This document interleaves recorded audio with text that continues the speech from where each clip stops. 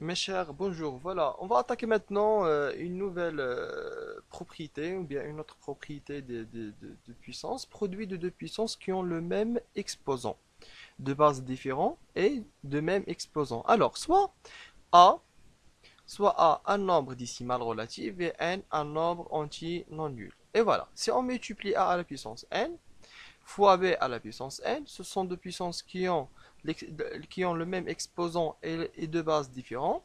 Donc, on va multiplier les bases et on va garder la puissance commune. Donc, c'est a fois b tout à la puissance n, tout simplement. Toujours pour expliciter la tâche, on doit présenter quelques exemples. Voilà, 5 à la puissance 2 fois 3 à la puissance 2. On remarque que ce sont deux puissances qui ont le même exposant et deux bases différents. Donc c'est 5 fois 3 tout à la puissance 2. 5 fois 3 ça vaut 15, donc c'est 15 à la puissance 2. Encore un autre exemple, 7 à la puissance 4 et 2 à la puissance 4. Ce sont deux puissances qui ont le même exposant et deux bases différentes. Donc c'est 7 fois 2 tout à la puissance 4, donc c'est 14 à la puissance 4. Un autre exemple, 3 à la puissance 4 fois 4 à la puissance 4. Automatiquement, c'est 3 fois 4 tout à la puissance 4, c'est 12 à la puissance 4.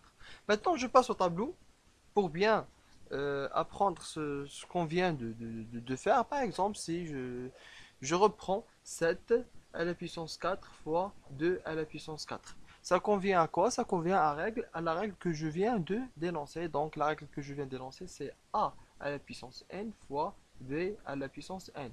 Supposons que n est le 4. N et le 4, c'est l'exposant commun.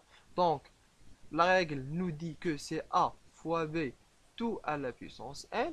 Donc, c'est automatiquement, c'est A, c'est 7 et B, c'est 2. Donc, c'est 7 fois 2 tout à la puissance n, c'est 4. Donc, c'est à la puissance 4. Donc, c'est 7 fois 2, c'est 14. Tout à la puissance 4, c'est le résultat qu'on vient d'énoncer dans l'exemple tout simplement.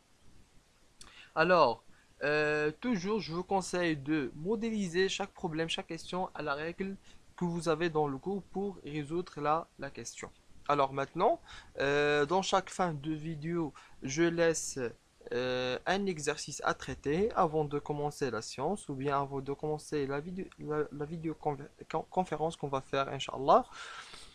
Alors, si j'espère que vous avez bien compris. Sinon, si vous n'avez pas compris quelque chose, n'hésitez pas à me contacter et me poser vos questions dans la vidéoconférence. Votre prof Tuachi, à la prochaine.